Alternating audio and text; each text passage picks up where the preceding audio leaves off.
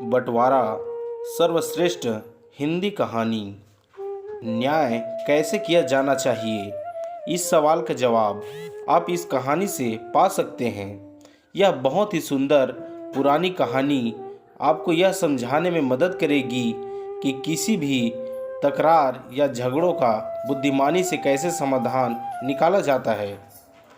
कौशल देश के राजा दीप सिंह एक बहुत ही न्यायप्रिय राजा थे। शूरवीर, अच्छा स्वभाव और दयालु होने के साथ साथ उनके बहुचर्चित होने का कारण यह भी था कि वह किसी भी जटिल समस्या का समाधान अपनी कुशाग्र बुद्धि से चुटकियों में निकाल लेते थे।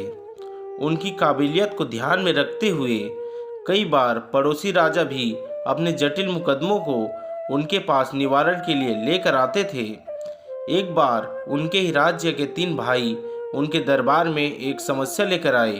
दीप सिंह ने उन्हें उनकी समस्या पूछी। तीनों भाई में से बड़े भाई ने अपनी समस्या का वर्णन करना शुरू किया।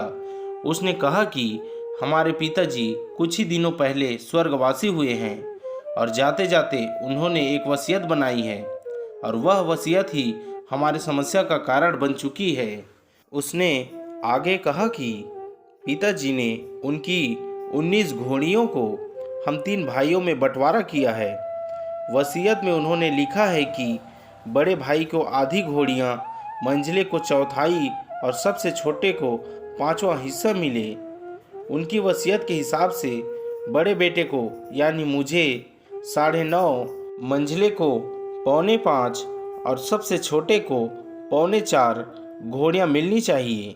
इसी बात का झगड़ा है कि कोई भी भाई कम या ज़्यादा लेने के लिए तैयार नहीं है। अब आप ही बताएं, घोड़ियाँ कोई ज़मीन का टुकड़ा या निर्जीव वस्तु तो नहीं है कि काट के लिया जाए। दरबार में हाजिर सभी के साथ दीप सिंह भी इस अजीब सी समस्या को सुनकर गहरी सोच में पड़ गए। उन्होंने काफ़ी मनोमंथन किया, लेकिन किसी तरह उन्हें इस समस्या का उपाय नहीं मिल रहा था। काफ़ी देर तक कोई भी निर्णय वह नहीं ले सका। इसलिए आखिरकार उन्होंने सभी दरबारियों को संबोधित करते हुए कहा कि उन्हें एक दिन का समय दिया जाए। अगले दिन वह जरूर इस समस्या का कोई समाधान लेकर आएंगे। सभी लोग आश्चर्यचकित थे कि इतने होशियार और कुशाग्र बुद्धि वाले दीप सिंह भी इस समस्या का समाधान नहीं निकाल पाए। सभी ये सोचने लगे कि अब शायद इस जटिल समस्या का समाधान कभी भी नहीं निकल पाएगा। अगले दिन फिर से जब दरबार लगा तो राजा ने कहा कि मैं कोई भी हल नहीं निकाल पाया, इसलिए एक घोड़ी मेरी तरफ से 19 घोड़ियों में देता हूँ, जिससे अब 20 घोड़ियाँ हो जाएगी और तीनों भाई ठीक से उनका बंटवारा कर पाएंगे। तीनों भाइयों को भी ये बात ठीक लगी। उन्होंने उन 20 घोड़ियों की अपने पिता की वसीयत के मुताबिक बंटवारा किया। बड़े भाई ने आधी यानी 10, मंझले भाई ने चौथाई यानी कि 5 और छोटे भाई ने 20 का 5वां हिस्सा यानी कि 4 घोड़ियाँ ली।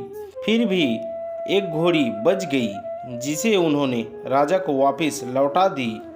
राजा दीप सिंह ने एक बार फिर अपनी चतुराई से विकट समस्या को सुलझा दिया।